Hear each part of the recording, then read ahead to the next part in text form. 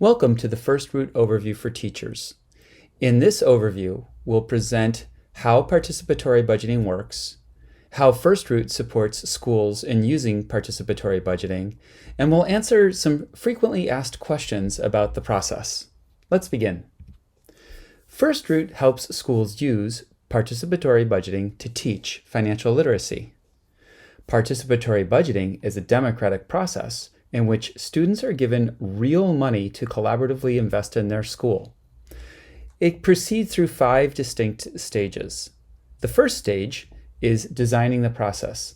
This is where teachers and students will establish a theme for the participatory budgeting program.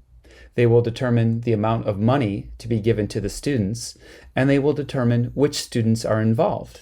For example, you might have a participatory budgeting program target the entire school, or you might have a participatory budgeting focus on a specific class. These choices are made in phase 1. The second phase is the participating students will create proposals according to the theme.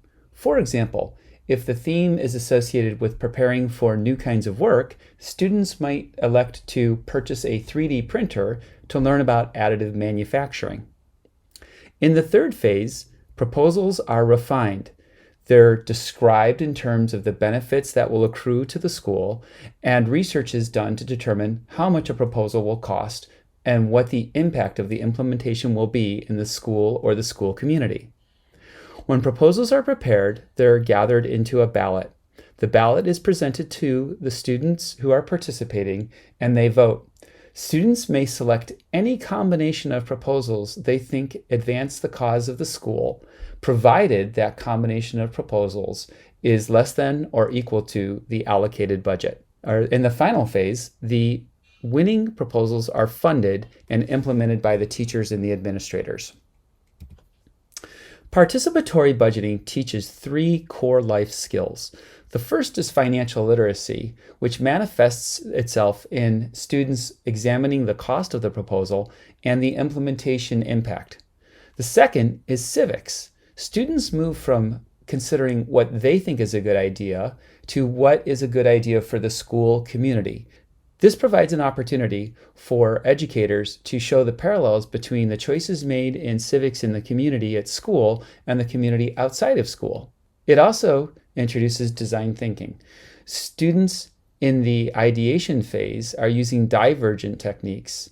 In the refinement of proposals, they're using sense-making techniques. And in the voting phase, they're using convergent techniques to identify those proposals that are best for the school. Participatory budgeting is already working in hundreds of schools around the world, and completed projects show that students make thoughtful, high-impact investments. For example, in Sunnyvale, California, students were given $1,000 by the PTA at the Sunnyvale Middle School. They focused on the future of work and ended up purchasing a 3D printer. At Overvelt High School in San Jose, students were given $50,000 from the principal's discretionary budget. They funded many programs, including a driving lessons scholarship for disadvantaged students. In Phoenix, the Phoenix Union High School District gave each school between $4,000 and $7,000, and the students chose such programs as renovating the school cafeterias and buying new equipment for the music rooms.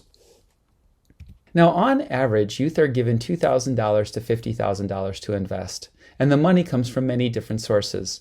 Sometimes principals have a discretionary budget, or the school district has a budget that's used for school spirit or other discretionary programs.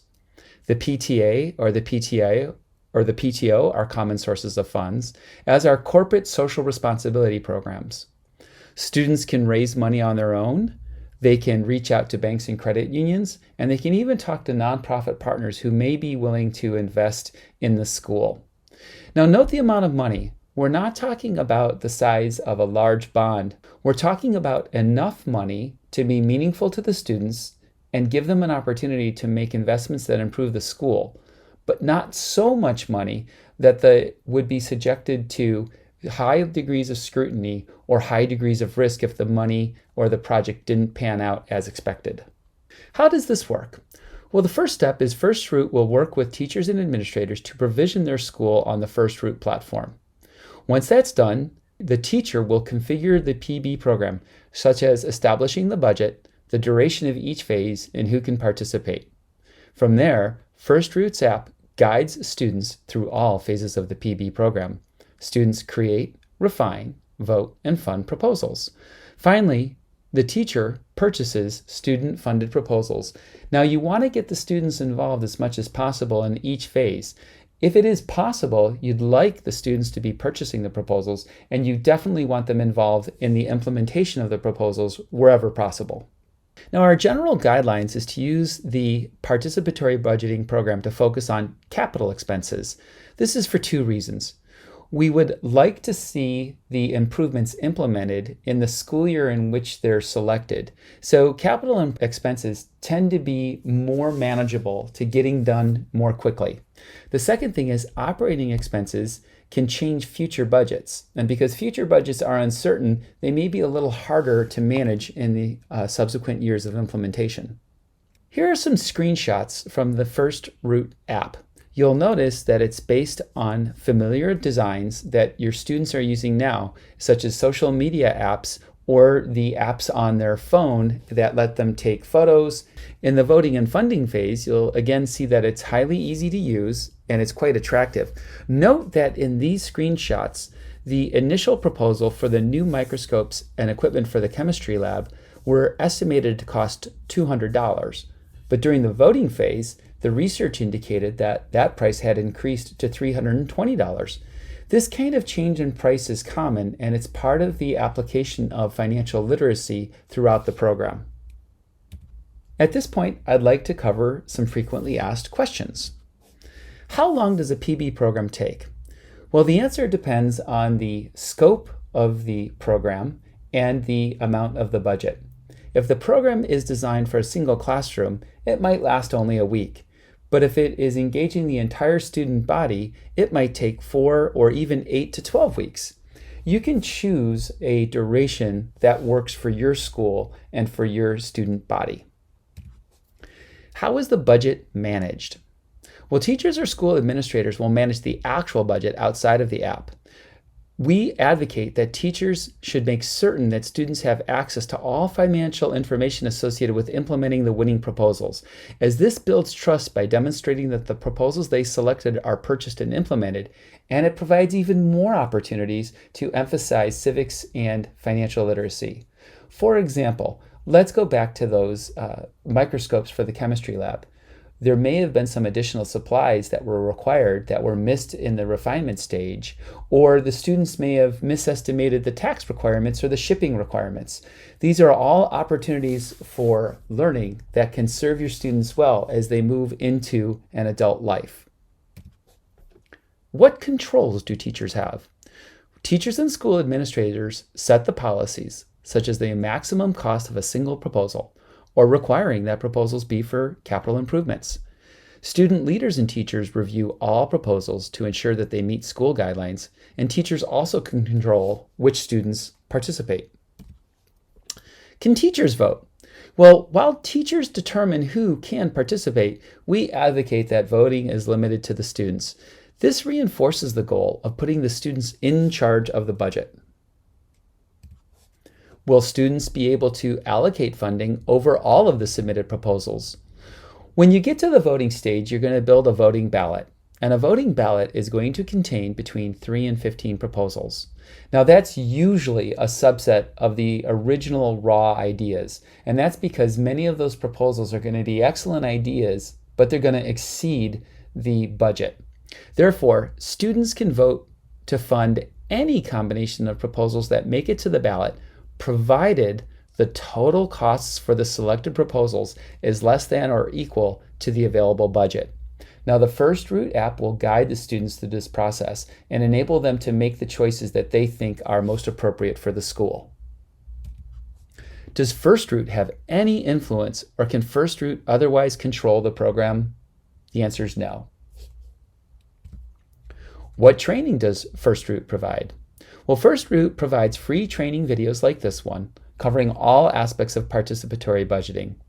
In addition, there's a few resources both on our website and on the websites of people who are doing PB. For example, Participatory Budgeting in Schools from PB Scotland is an excellent resource, as is Civics for All, a comprehensive curriculum based on participatory budgeting published by the New York City Department of Education. Is this a school-wide or a classroom project? Well, as stated earlier, you will determine if it's a school-wide or classroom project, but we will let you know that most participatory budgeting programs have been implemented on a school-wide basis. What is the research on program effectiveness? Well, there's 3 studies that I'd like to highlight. First, PB in schools increases civic engagement even when there's not a formal curriculum driving the process. And that research result was obtained from studies done at Bioscience High School in Phoenix, Arizona. The second implication of participatory budgeting is that it influences budgets outside of the community in which the school is in. So we're seeing in New York City, for example, that participatory budgeting is definitely influencing larger budgets. And finally, the United Nations feels that it is one of the most important benefits in the exercise of democracy is giving real experience to students. What policies exist to keep students safe? Well, student-submitted content is automatically reviewed to identify and remove offensive or potentially offensive images or language. In addition, students can flag content for review by teachers, and offensive content can be removed by teachers. How is data protected? Well, FirstRoot was created by leading Silicon Valley experts. We've built countless applications in business, and we know what it takes to build a secure and reliable platform. All of the data is stored in encrypted formats using Amazon Web Services. Access to the service is controlled through a variety of mechanisms, including secure socket layers, and our app is FERPA and GDPR compliant. Can you use FirstRoot with kids under 13? Not yet. FirstRoot is not yet COPPA compliant and cannot be used with children under the age of 13. FirstRoot expects to complete our COPPA compliance in 2021. How do you get started? Well, if you're watching this video in conjunction with one of the existing programs in your school, you're already on your way. If not, give us a shout at hello@firstroot.co. We'd love to see you bring the benefits of participatory budgeting into your school community.